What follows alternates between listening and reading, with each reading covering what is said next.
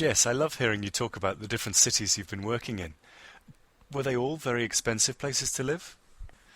No, they weren't all expensive. The first city I lived in when I moved away from Britain was Budapest in Hungary. Um, and when I lived there, it was before Hungary had joined the euro. So the currency was still the Hungarian forint. And most things were really cheap compared to Britain. There were things that were expensive. Taxis were expensive there. I think especially for tourists or for people who the taxi drivers perceived as being tourists. After I'd lived there for a while, I kind of knew how much certain journeys should cost, and I was very surprised at how often the taxi drivers would double that as soon as they realised I wasn't Hungarian. But overall, was a cheap city. I'm not sure if that's the case now. It uses the euro, but then it was cheap and very good fun.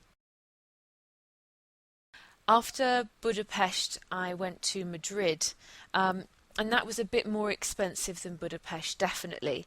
Rent was certainly more expensive, and a large proportion of my monthly salary went on rent.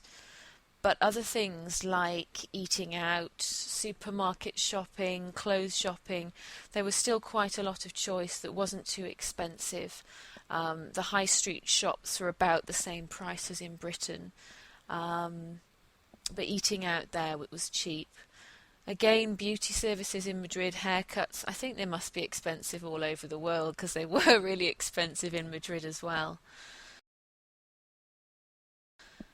So you've told me about Tokyo and Bangkok. Where else have you lived, Tom? I had a short contract working in North Africa, in Tripoli, in Libya, and rent was taken care of, and I almost paid nothing while I was there, and I was able to send 70 or 80% of my salary home to England to my savings account. Travel around Tripoli by these little minivans was a quarter of a dinar, and food was a little bit more expensive, but I could live on a very small amount of money each month. And of course, Tripoli is right on the Mediterranean, so on my days off I could go to the beach very easily. The weather was always fantastic. Um, it was an interesting place to live. And the currency in Libya are these beautiful, huge banknotes that you have to fold several times to put into your wallet. It was really satisfying to have a fistful of those in your pocket. Oh, it sounds fantastic. I'd love to go there.